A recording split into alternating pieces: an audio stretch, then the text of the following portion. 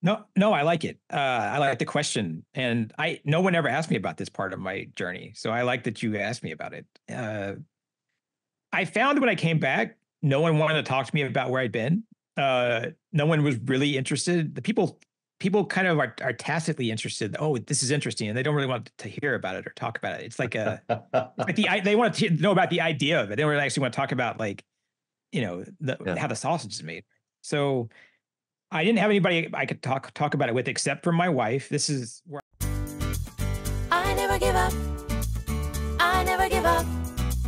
I never give up. Turning around.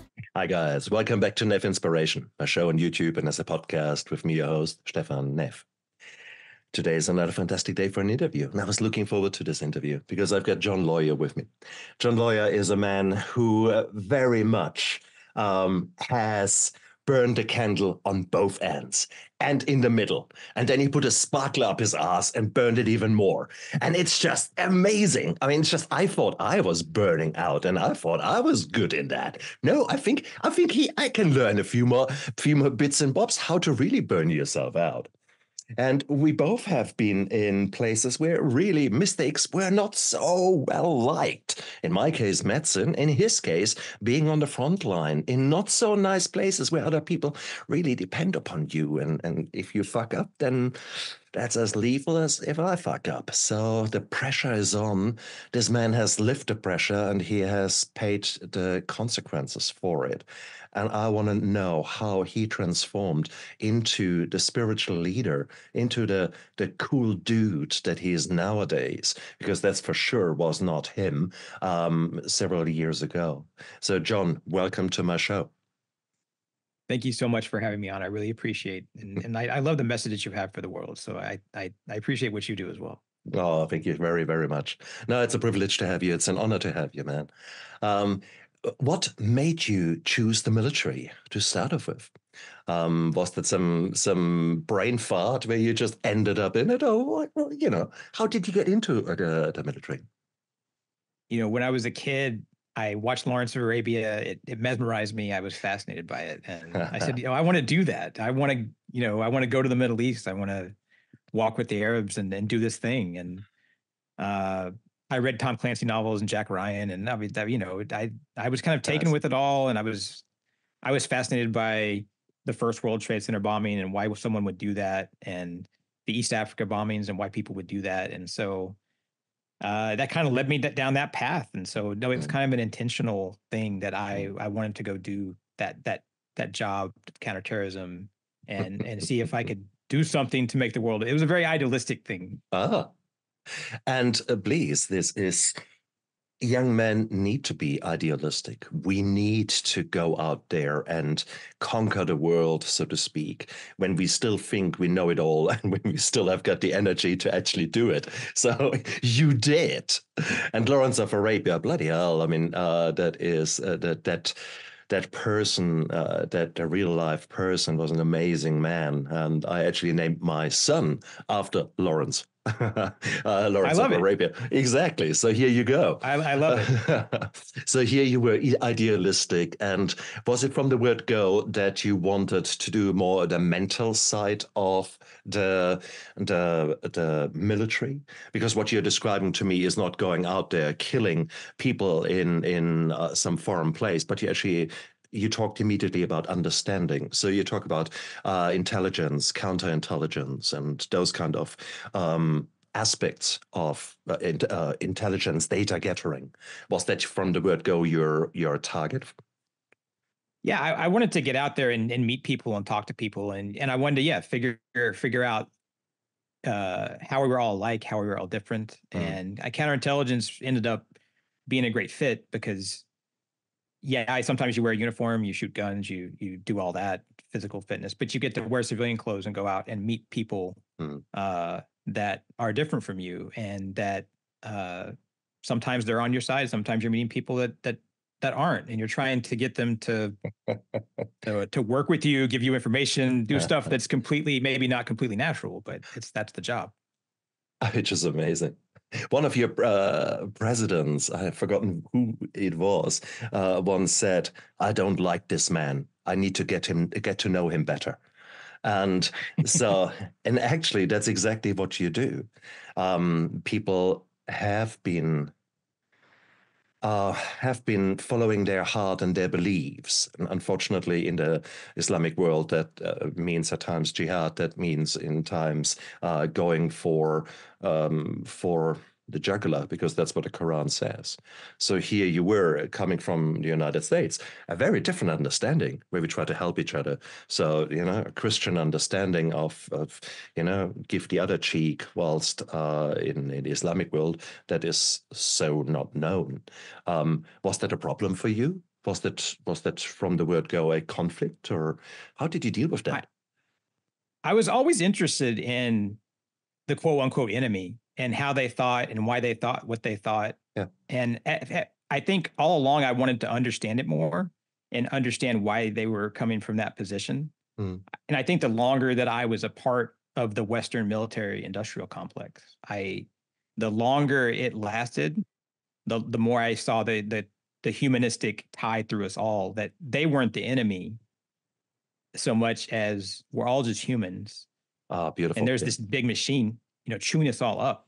It's chewing me up, my brothers and sisters in arms, and it's chewing the enemy, the quote unquote enemy up, and all these civilians in between. 100% agreed. 100% agreed. I mean, you're already fast forwarding towards the deep insights that you gain nowadays after seeking, I guess, a spiritual enlightenment and trying to make sense of it all. And I 100% agree with you. But as a young man, you would have been exposed to some very nasty things, which put a shock to your system. I mean, how do you first of all conquer that, or deal with that, or is it purely compartmentalization? Oh yeah, there's another head chopped off, or or that another suicide bomber. Oh, there's his head. Found him. No, you have great insight into what we saw and what we dealt with. At first, it was, I want to go to war. I want to experience war. I want to go be a soldier, And so you want to go to war as a soldier. I mean, people don't like to say that, but it's true of young men and young women as well. Yeah. And so, I went to Kuwait to support troops in Afghanistan. And then when we invaded Iraq, I was stationed at Camp Doha. There were 13 generals there. It was where we were conducting the ground war and coordinating the ground war for Iraq. And we invaded from Iraq. And we knew we'd get ballistic missiles fired at us when we invaded. And then, you can know that, but when you actually start getting shot at with these strategic weapons, and you see them launch via satellite, there's a minute and a half, 2 minutes till they arrive. Like, that's a very, then you're like, I could have done without this. I could have done without this experience, right? Suddenly you're like, okay, I get it.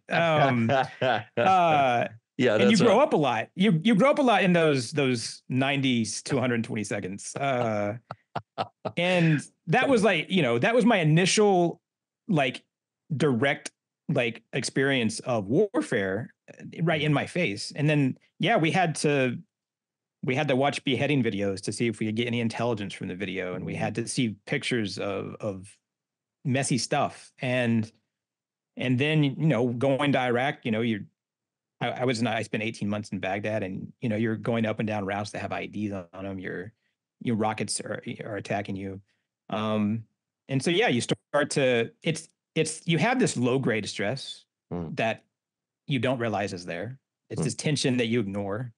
And you have these big events. So you have these big traumatic events, and you have this low grade trauma that just is there the whole time, that you don't really, you don't know you're in that pot of boiling water because it came up kind of slowly, And of course, that was a time when there was not so much appreciation about the mental stress that young men and women are exposed at, with this constant pressure cooker scenario out there. I think this was really only these ongoing conflicts, Kuwait, Iraq, Afghanistan, and the various morphing of these things. Even at the start, when I had my brothers and sisters in arms, myself, we all had top secret security clearances, but we were exposed to all this trauma.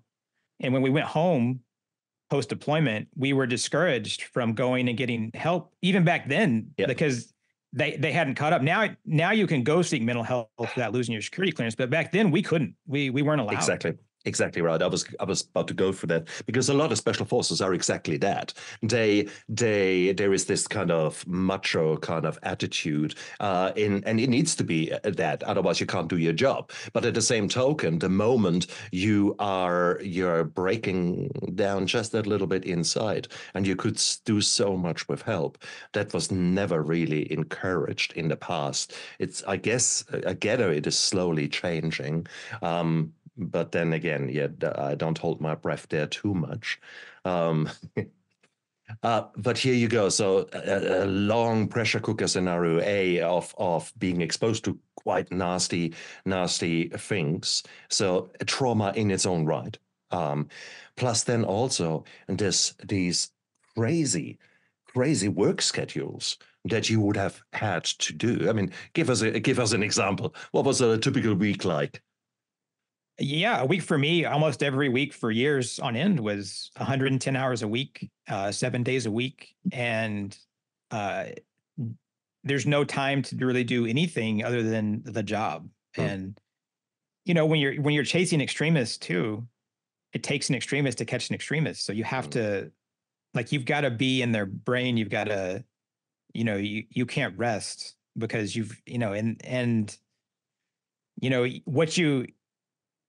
it's kind of difficult, because I would see some peers of mine kind of not work as hard or slack off. Not everybody, but the more that you put in, the more that you got out of it. And so, when you're doing this stuff that is important, you want to put the most in that you can. You want to be as dedicated to it as you can. And we were taught to do that, right? And the machine also will take it and extract as much out of you as it can. So I think there was that aspect of it. And we were at war. We didn't have enough bodies. We didn't have enough people that were experts in certain things. And so if someone says, hey, will you volunteer to stay another year in the desert? Yeah, I'll volunteer. Because I guess to a certain degree, it is such an adrenaline fueled job. And to be part of that, to experiencing that energized environment where you actually can make things happen, where your information that you have just gathered might direct lead to the apprehension of a high value target, and you are actually making a difference to the world. That is intoxicating. I'm sure not every day was like that, because but it is. There must have been so many moments where you guys were high-fiving each other and say, "Yes, we did it." And I guess that is. Was there an addictive component to that? I tell you, you have a real insight into the mindset of it, and you actually use high-value target, which is an uncommon term that you hear civilians use. So, yeah, there absolutely was an adrenaline component. I was a war junkie. I was addicted to it. I had the opportunity to come home, and I could have gotten a 6-figure job in the Beltway in DC, in Washington, DC. But I couldn't go work in a cubicle and fight traffic twice a day. To me, that was a fate worse than death. To work a 6-figure job and fight traffic every day on the 495 or whatever, that to me, that was a fate worse than death. Because there's helicopters and there's planes, and you're telling whole stacks of aircraft where to go and men and women where to go, and to do this. And when you walk into a room, people want to know what you have to say. You're important, Exactly. And there is something to be said about that. I don't think many people understand that the kind of secondary gains that you get yourself out of it. Not often you don't realize it yourself, but if there was an emergency at work and I dealt with it, and afterwards the dust is settling and you think, fuck, did I do that? Wow. Okay. But it was a really good feeling. To stay calm under pressure, to prove yourself again, and to go out there. And those 90 hour weeks, they can be intoxicating as well, because you can forget about all this shit outside. You don't need to think. Yeah. You don't think about your mortgage. You don't think about your whatever it is. So actually, that is where I often say I was a workaholic long before I became an alcoholic, because I was hooked on that kind of adrenaline, and therefore I recognize immediately sort of what you probably have experienced and the problem that then gives you, because you have been identifying yourself in that position. Yes. And then suddenly life changes. What happens then? I mean, you can't stay all your life in the military and live under those kind of pressures. It's physically impossible. So you had several enlist. No, you were enlisted, and then how do you call it? Deployments, I guess. Was it basically one ongoing deployment, so to speak, or was there 12, 18 months out there and then 6 months back to decompress, or how did it actually work in the long run? It was when I was a soldier for 5 years. I spent 2.5 of those years in Kuwait, and I had a 6-month break in those 2.5 years in Kuwait. So 2 years was consecutive in Kuwait. Wow. Came home for about a year, and then went back to Baghdad for 18 months and 18 plus, and then came home for another 18 months. And then I would end up in Afghanistan for 6.5 years consecutively. So I was a civilian at that point doing the same job. I wasn't a soldier anymore. Which means now you have got actually less cover. You have got less protection. You're doing the same job, hopefully for more money. I seriously wish you that. Yeah. And so those 6.5 years in Kandahar was, I just never left. In fact, 6 of those 6.5 years, I never left. I just stayed in Afghanistan. I didn't come back and see family. I was just doing the job all the time. I was a zealot. I was a zealot. So. Yeah. What did you do? There must be times you can't go on that 110% all the time. What were your escapes? How did you manage? You need to decompress at some stage. Yeah. I was a positive person, and since I was there for so long, and I ended up being older than some of the other guys that were there, I kind of became the cruise director, and so I would, created a kind of a man cave for us. We could play Call of Duty and play, Texas Hold'em for a while on Friday nights. Where we would find some time. And I was usually the one that would plan the dates and times for operations. So I would make sure I never scheduled an op on Friday night, if I could help it. And so we would always have that time for ourselves and stuff like that, just to find a little bit of time to keep because as weird as it sounds, we were in this dark place doing these dark things under all this stress. But my belief was that even in all this, we still had to have fun. We still had to be positive. Absolutely. And have kindness Yeah. When it's interesting here, you were initially in the military, which has got its own regulations in the sense of you have to stay fit. There is PT, there are exercises, etc. When you then change into the civilian kind of contractor work, how did you keep yourself fit there? Were you still? I didn't. I ate highly processed food and did my job all the time, and I did not stay fit at all. It was okay. So here already, sort of the puzzle pieces are coming together here from high pressure job there, nutrition going down the gurgler. Yeah, exactly. Yeah. Scientifically, I probably shouldn't have been a functioning human for 6 years. It was. I think I survived on, I think, like prepackaged muffins and pre-frozen macadamia nut cookies for 6 years, I think. Oh, shit. No, that's fine. You already see the whole picture sort of appearing when you sort of slowly peel back the masks and the things that have been occurring. Now, nobody can keep going like that. That is where you... At the end of your time as a contractor, do you think you were still as sharp as you were originally? I think towards the end, I was really beat down. I was starting to burn out, and I wasn't as sharp. I couldn't give the amount that I had given before. Right. And part of the problem for me was always, war is this incredibly difficult thing because of the enemy, quote unquote enemy. But then people don't realize it, but you have to fight the coalition and the US military tooth and nail to be able to get them to say yes to go do something, to go do the quote unquote right thing. And so fighting that system was actually more tiring than fighting the Taliban. Absolutely. Yeah. 75% to 25% probably. Because you had all these changing rules of engagement around about that time there. No, you can't shoot at this one until he really has shot at you. But he has got the cell phone in his hand. He's about to detonate that IED. I don't care. You can't do anything about it. And you think, what the hell?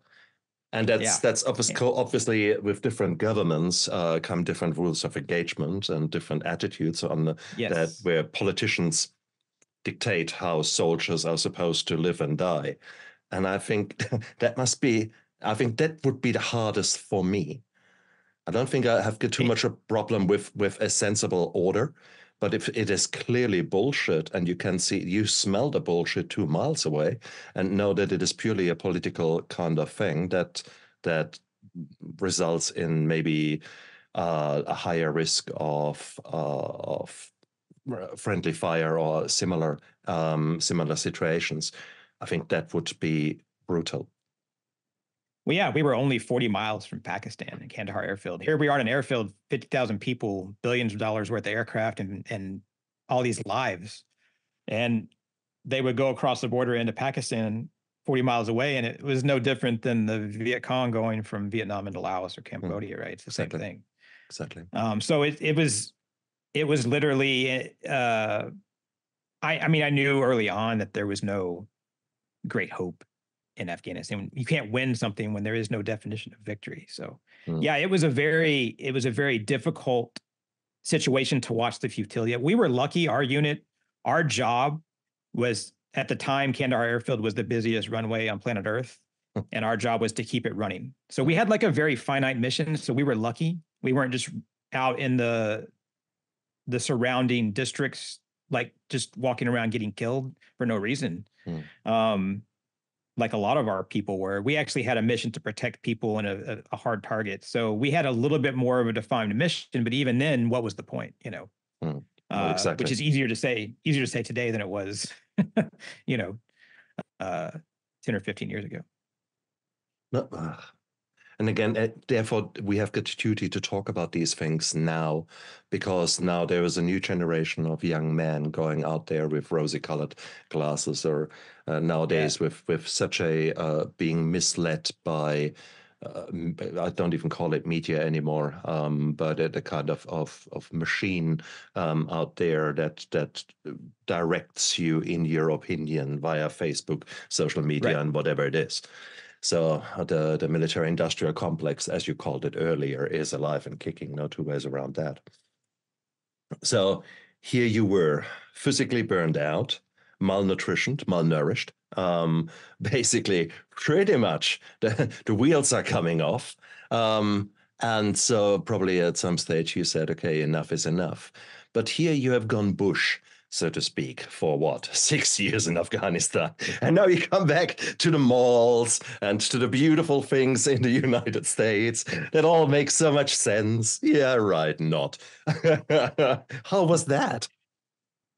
That was, I mean, I'd been gone so long, cars had changed, Touche, yeah, absolutely. Yeah, it was wild. And nothing made sense. I had no idea who I was outside of this person that I had been.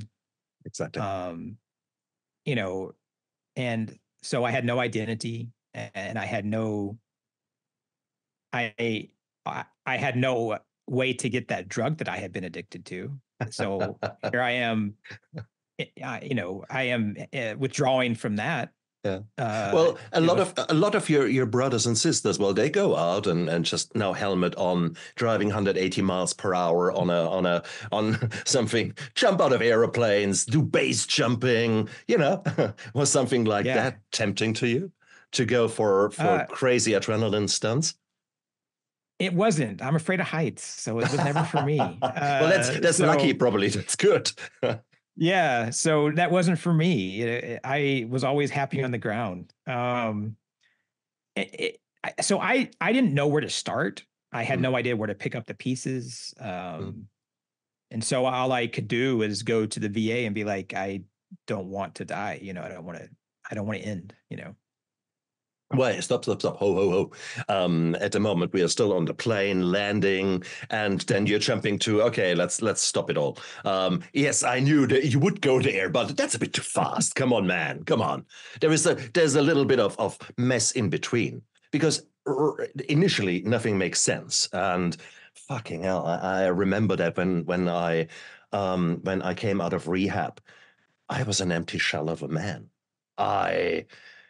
I didn't know who I was. I could identify with a role that I had played beforehand in my profession.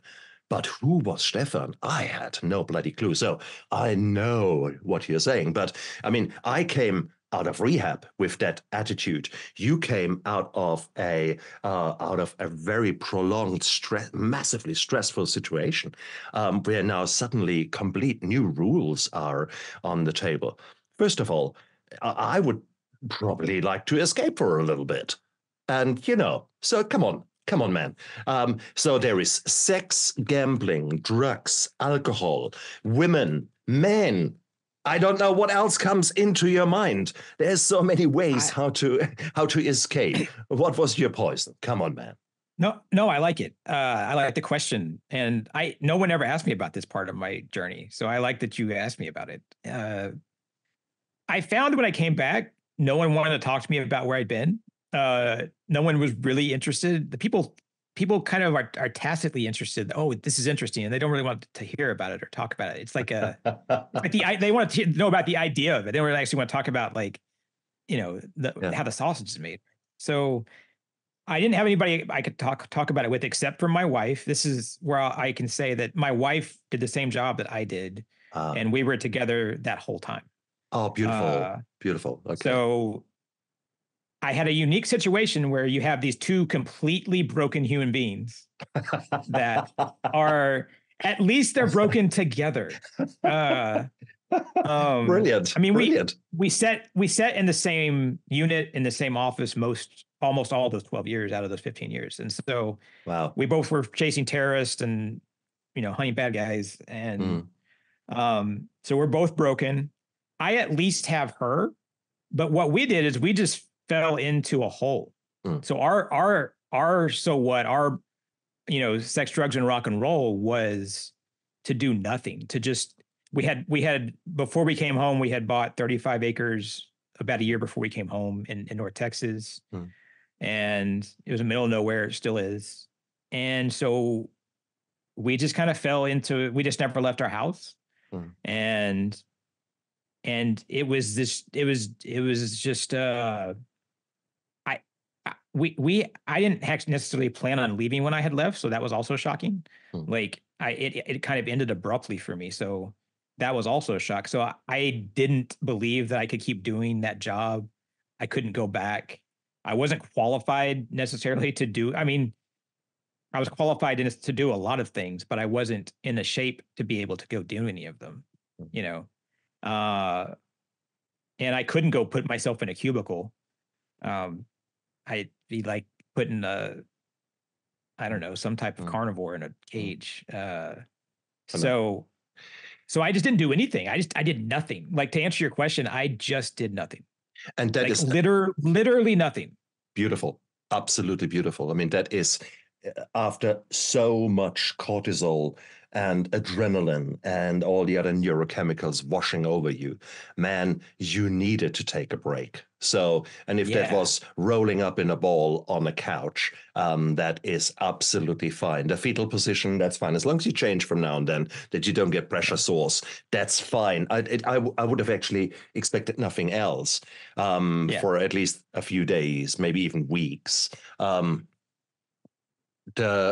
It's intriguing. I didn't see that coming, of course, with your wife, that you two were together as a unit over there, which is beautiful. There is some great solace there, some understanding, because so many others, they come home to scenarios where their wife has basically continued a certain lifestyle, and then they come back, which is completely foreigners, strangers. You can't be more apart if you try. And so many marriages and so many relationships are breaking because of that. So at least you did not have that on top of everything else. Right.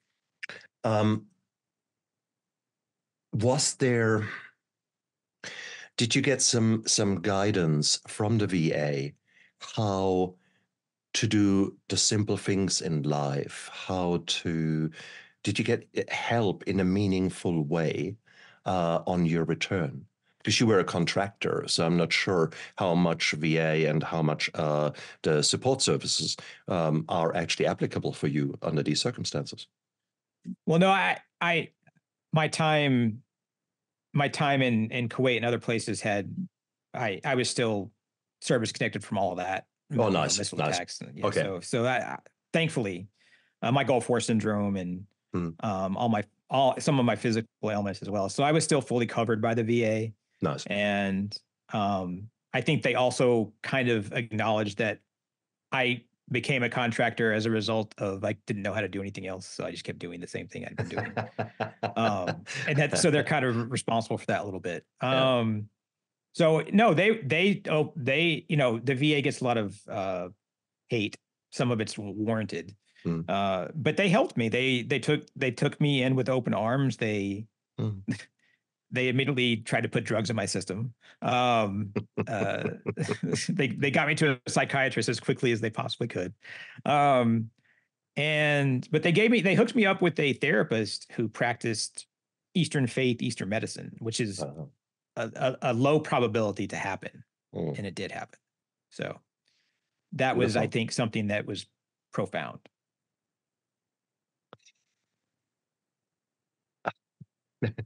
How should I say that? You're saying that now, but I dare to say the moment you walked into her and she said, "Now let's talk about chakras and let's talk about yeah, hang on, girl. I've just been killing terrorists, and you talk about what?" Yeah. No, I used to go see her 2 or 3 times a week in the beginning. Yeah. Her name was Chris, and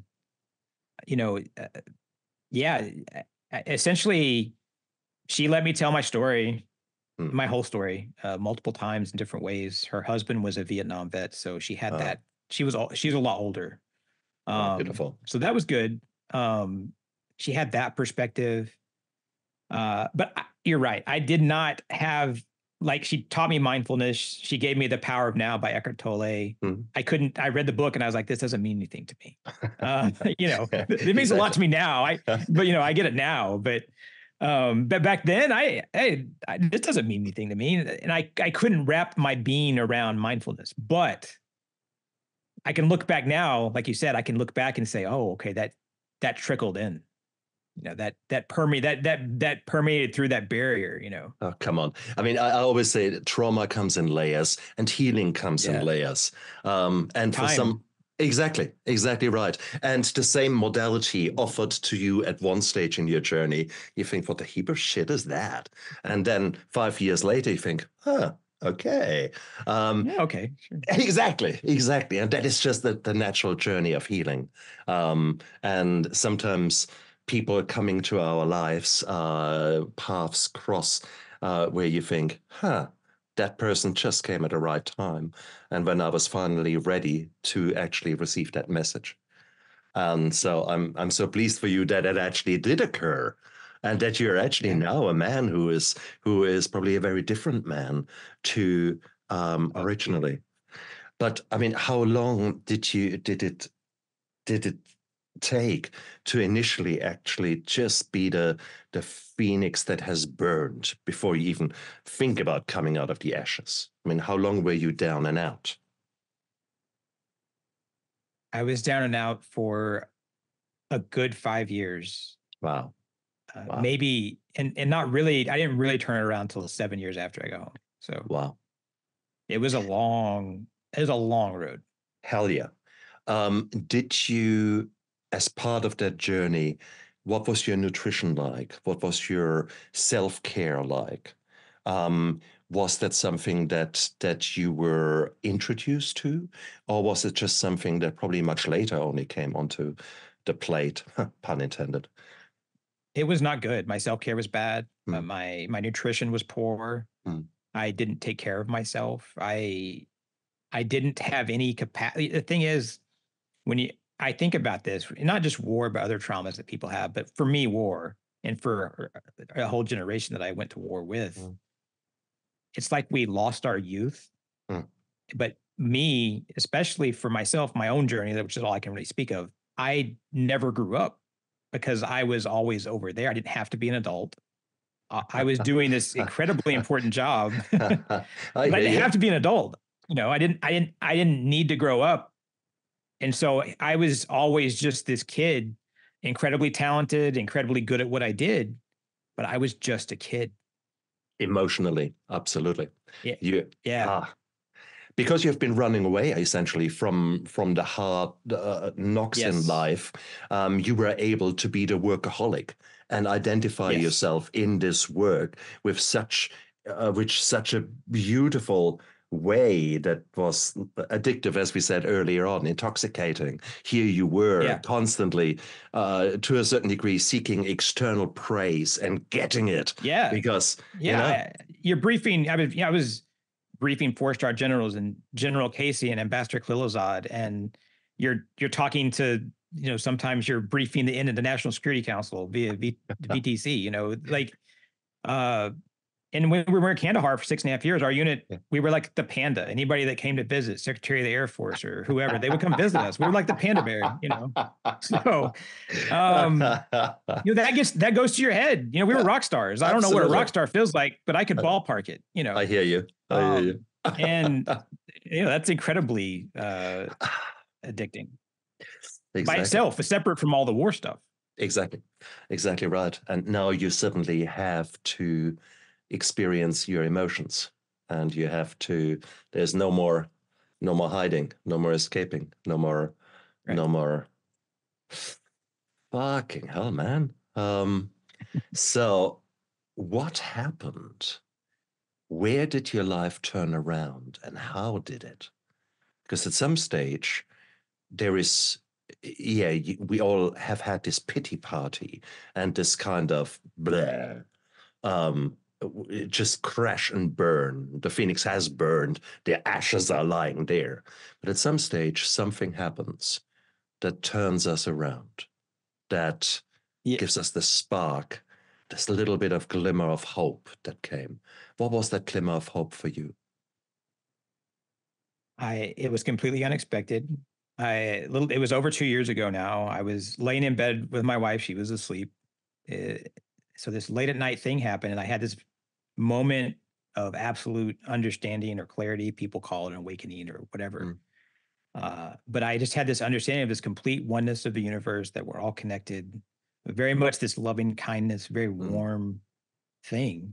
Wow. And I understood what life was all about, what the universe was all about. And I understood what my purpose and higher purpose was, what my dharma was in life, that I was meant to help people help themselves, find their wholeness, find their light, whether they knew that it was there or not, because it's always there. And it happened in a moment, and I suddenly knew what I was all about and what I wanted to do. Wow. That is actually such a common thing, because when you give your body and your mind time to heal, time to reflect. At some stage, when you have gone through enough darkness, your body actually tries to show you ways how to make sense out of that. And I think that's why I'm doing this show. That's why I'm sitting here with you, because otherwise, why the hell have I gone through so much shit in my life? If not now to go out there and actually say, hey, look, if I can get my shit together, you guys can out there. So I think that is the beautiful thing. And I think that makes us all a band of I don't want to call it band of brothers, because there are so many girls and sisters in there, and non-binary nowadays. We have got a band of humans, I think we should call it. And it is beautiful. And with that, we actually develop a power that is way beyond the power that we maybe experienced in our previous lives, in our previous roles. This resolution, this kind of feeling of, yes, that actually makes sense. Let's actually go out there and let's make this world a better place. And that's what you're doing now. Well, yeah, from that ultimate darkness, and that, I don't talk about it very often, even in podcasts. I don't talk about it very often. But when you look into the complete darkness, when you stare into the abyss, like you see insanity or darkness, like once you've seen that, it's this life-changing thing. But if the universe is darkness, there's this light, there's that contrast. And so if we're the gray balance walking in the middle, we can choose to look at the light versus look at the dark. So that's how I see it. Brother, I've seen the darkness so much. I know, right? It can just go on, enough now. Exactly. I don't need to look at it. I'm done looking at it. I'm with you. And from now on then, the world or the universe comes up with new challenges. I mean, 2023 was a bitch for me. And you just think, really? Is that it? Yeah, come on. But it is beautiful, because there is, I guess, with every little bit of a dip back into the darkness, I cherish the light so much more. And I think if you can share that passion of showing people that there's hope and that there is help out there and that there's light out there, because sometimes people are in such darkness that they can't see it themselves. But 100%. maybe just that one person listening to these two numbnuts here with the same haircut rabbiting on about they have gone through darkness. Now we like the light. We like to be the light, maybe in the darkness of others. I think that's pretty cool shit. Now, having said that, I mean, here you were with your wife going through a lot of darkness, even then into that hole of, my goodness. And there you are, 2 years ago. Honey, I know what I'm doing. And she must be saying, what have you had last night for dinner, which I didn't have? How did that go? Did she, there it is. Whilst you were together, you suddenly went off on a different tangent there. How did that go? Yeah, that's a great question. And she has always been a bit of a spiritualist, even before me. And so she was very like, she's very like, well, that makes a lot of sense. Sure. Let's rock and roll. So she was very much about going back and helping the world out and giving back to the world. And beautiful. So you both were ready. You both were ready for that change to occur. Yeah, we kind of share a brain, so it's hard, Beautiful. Oh, I'm so pleased for you, man. In the most beautifully codependent sort of way. Exactly. I was about to say. Beautiful.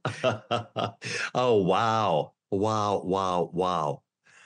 What a story. What a transformation, man.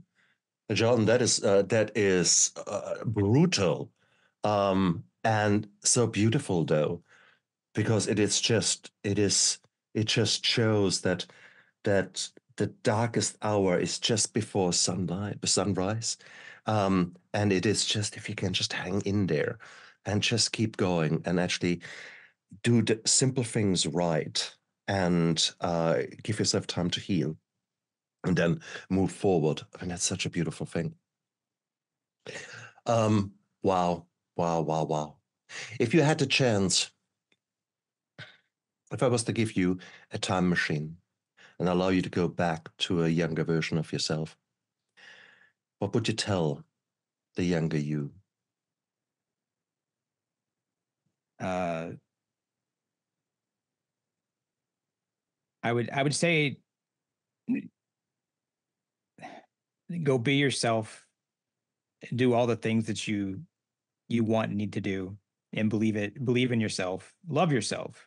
Huh. Self-love is incredibly important, but I would encourage him to go out and experience the world, and I would do it all. I would do most of it all over again. Hmm. Yeah. I don't think I've had one guest who would have changed his or her story. Yeah. Because whatever horrendous things we have gone through, we are now at a point that all makes sense. Without that pressure cooker, without that nasty darkness, we would not be the light seekers or light beings that we are nowadays. So I actually Absolutely. agree. I agree. However bizarre it sounds, no, I would do very few things differently. No, very good. Oh wow. Oh wow. John, you're an amazing man. So you're going out there, you're there for others. What are you actually doing? I mean, who are you focusing on? Who are your typical clients? You know, we have this spiritual community, and I also do one-on-one spiritual guidance and coaching as well. But our people range from driven professionals, just like, you know, I used to be, to people that are stay-at-home parents, and Mm, everybody in between. It's people who want to align their mind, body, and soul. mm, And uh, I think that there's anybody can benefit from uh, seeing what spirituality is about, even an atheist, I mm, think. mm, You know, I think that there is a lot to be said about understanding mm, who we are, mm, why we're here. mm, Um, that question of who am I, which I know comes up on your show. Um, I think that idea of who am I? I'm not John. I'm not a spiritual guide. I'm not a soldier. I'm not, you know, I'm mm, not any of this. I'm just the universe. I'm just my mm, divine self, whatever that is to people. It could be the mm, Brahman or the Tao or Christ consciousness or mm. nature, or it could be anything. And that's so, it's so difficult to understand that at the outset, when you're when you're still broken, when you're still on this journey and you have never been involved with spirituality whatsoever. I love it that you distinguish between religion and spirituality.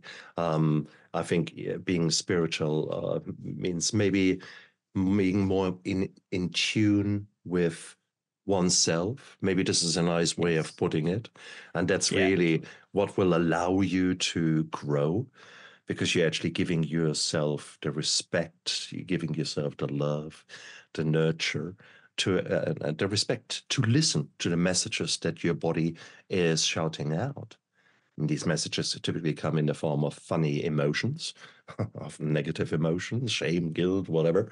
And nowadays, I look at these kind of things as messages from my body, but ultimately, we all are connected in the Yes. universe. We all are connected, and once we accept that, that it then opens actually so many more doors, and yeah. So the skeptics out there, guys, just accept it for the time being that that there's probably a bit more than just the conglomeration of cells here, Right. and there's just so much we don't understand.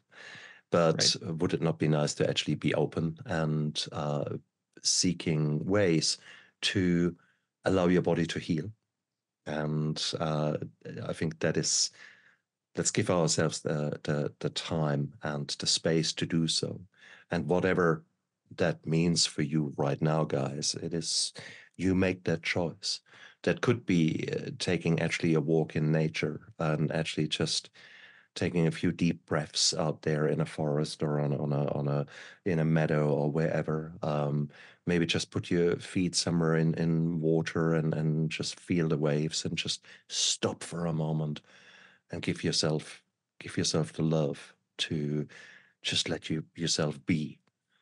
I think if we can start with simple things like that, then very soon we can start connect, and you might be able to find other people that are in a similar boat to you, but hopefully a bit further down the line, down the path, and who can guide you and can show you how they got to where they are now, compared with where you still are at. So if John, if people gel with you, if they want to know more about you, where can they find you? Our main community website and where we have our one-on-one stuff is kishar.org, KISHAR.org. And that's the entrance to our community. And it's got links to our socials. And we also have a pretty cool YouTube channel where we try to help people from a public free-facing channel how to be more spiritual, how to find your way, and maybe gain a little bit of insight into the life. Beautiful. Guys, look down there into the description of the YouTube video and of the podcast, because all of his links are there. And what have you got to lose? Check it out. John is an amazing man, and it is his path has helped him out of some very dark holes. And it might just be actually something that suits you right now. So if you're listening there, just check him out. What have you got to lose? But first, press the like and subscribe button down there and tell your friends about my show, and go out there and you might even write down there, write me a comment and say, what a heap of bullshit, or hey, cool dude, I actually like him, whatever. Just give us some feedback that we know that we're on the right track here with our show, because I wanna leave an impact. I wanna make this world a better place, one interview at a time, and that's why I bring such amazing people like John on the show. So, John, thank you so much for your time. I had a blast here. Thank you so much. You're such a gracious and insightful host. I really appreciate the opportunity to be on your show. And you guys out there, look after yourself and live with passion. Bye. I never give up. I never give up. I never give up. Turn around.